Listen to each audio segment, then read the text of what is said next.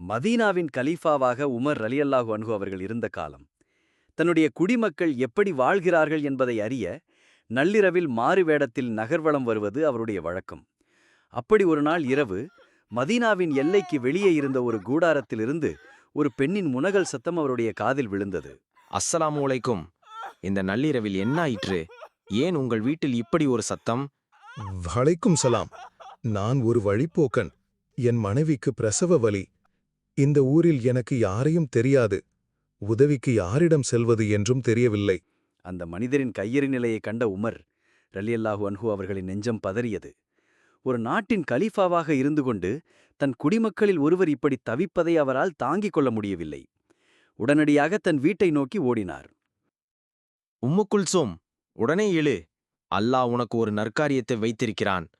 பிரசவத்திற்கு தேவையான பொருட்களை எடுத்துக்கொண்டு என்னுடன் வா. கலீஃபாவின் மனைவி என்று அறியாத அந்த வழிப்போக்கன் ஏதோ ஒரு ஏழை குடும்பத்து பெண் உதவிக்கு வந்திருக்கிறாள் என்று நினைத்துக் கொண்டான். இருவரும் வெளியே காத்திருந்தனர். சிறிது நேரத்தில் உள்ளிருந்து குழந்தையின் அழுகுரல் கேட்டது. அமீருல் மூமினீன் அவர்களே, உங்கள் நண்பருக்கு ஒரு நற்செய்தி. அல்லாஹ் அவருக்கு அழகான ஒரு ஆண் குழந்தையை தந்திருக்கிறான். அமீருல் மூமினேனா? அப்படியானால் நீங்கள்தான் கலீஃபா உமரா? ஆம் சகோதரரே, நான் தான் உமர். இப்போது உங்கள் மனைவிக்கும் குழந்தைக்கும் என்ன தேவையோ அதை கேளுங்கள்.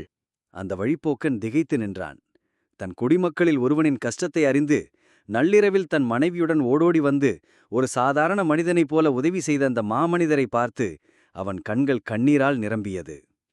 அந்த இரவின் நிசப்தத்தில் அந்த ஏழை வழிப்போக்கனின் கூடாரத்தில் இஸ்லாத்தின் உண்மையான அரசாட்சி ஒளிர்ந்து கொண்டிருந்தது.